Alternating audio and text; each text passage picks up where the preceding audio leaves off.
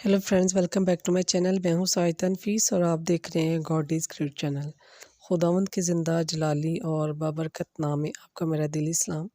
मेरा ईमान है कि खुदावंद के फजल व करम से आप खैरी से होंगे।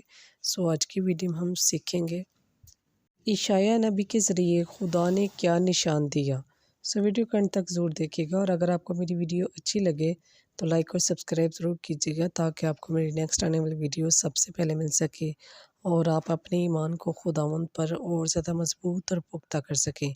सो चलिए चलकर शुरू करते हैं अपनी वीडियो को और सीखते हैं कि इशाया नबी के ज़रिए खुदा ने क्या निशान दिया। बाप, बेटे और रूहुल कुद्दस के नाम में आमीन। कलाम मुक़द्दस में कुछ यूँ लिखा है, जब एहज़िया यरूशलेम का बादशाह था तो दो बादशाहों ने इस पर हमला कर दिया।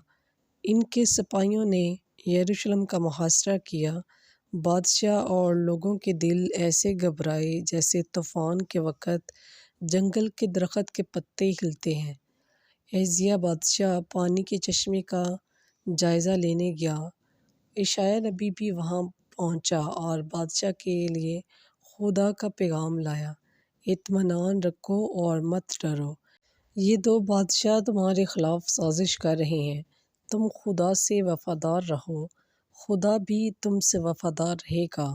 तुम खुदा से जो भी निशान मांगोगे वो तुम्हें देगा, ताकि तुम ईमान लाओ कि वो तुम्हारी मदद करेगा। मगर हिजकिय्याह ने कहा, मैं निशान नहीं मांगूंगा। मगर इशाया ने कहा, फिर भी खुदा तुम्हें ये निशान देगा।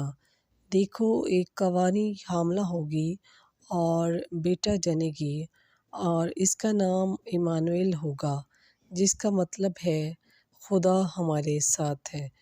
बस पाक कलाम के पढ़े और सुने जाने पर खुदावंद की ख़ास बरकत हो, खुदावंद का शुक्र हो। सो मेरे चीज़ों, खुदावंद इस कलाम के वसीला से आपको और मुझे बहुत सी बरकत से नवाजे। अपना और अपने प्यारों का बहुत सारा ख्याल रखिएगा, दुआओं में याद रखिएगा। खुदा हाफिज़।